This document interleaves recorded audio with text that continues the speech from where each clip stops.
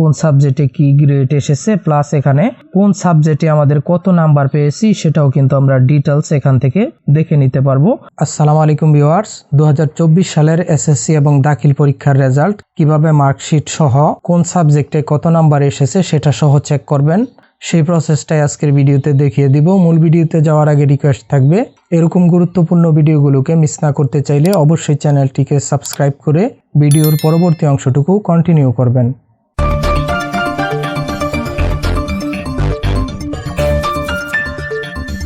প্রথমে আমরা স্মার্টফোন থেকে যে কোনো একটি ব্রাউজার ওপেন করে নিব। এখানে সার্চ বারে সার্চ করব ইবোর্ড রেজাল্ট লিখে লিখব EBORD লিখে সার্চ করে দিব। এখন এখানে সর্বপ্রথমে যে ওয়েবসাইটটি শো করবে eboardresult.com, এই ওয়েবসাইটটিতে আমরা ক্লিক করে দিব। এখন একটু নিচের দিকে স্ক্রল করব, এখানে প্রথমেই নেম অফ এক্সামিনেশন এখানে ক্লিক করব। এখানে ক্লিক করার পর এখান থেকে এসএসসি দাখিল এই অপশনটা সিলেক্ট করব। তারপর নিচ থেকে ইয়ার অফ এক্সামিনেশন এখানে ক্লিক করব। এখান থেকে আমরা যেই বছরের রেজাল্ট দেখতে চাচ্ছি ওই সালটি সিলেক্ট করে দিব। এখান থেকে আমি 2024 সিলেক্ট করলাম। তারপর নিচের দিকে নেম অফ বোর্ড এখানে ক্লিক করব। এখান থেকে আমরা যেই বোর্ডের রেজাল্ট দেখতে চাচ্ছি ওই বোর্ড সিলেক্ট করে দিব। আমি এখান থেকে ঢাকা সিলেক্ট করে দিলাম। তারপর টাইপ অফ রেজাল্ট এখানে ক্লিক করব। এখানে ক্লিক করার পর ইন্ডিভিজুয়াল ডিটেইলড রেজাল্ট এটা সিলেক্ট করব। এখন নিচের দিকে একটু স্ক্রল করব। তারপর এখানে রুল নাম্বার, প্রথমে আমরা এখানে রুল নাম্বার উঠিয়ে দিব।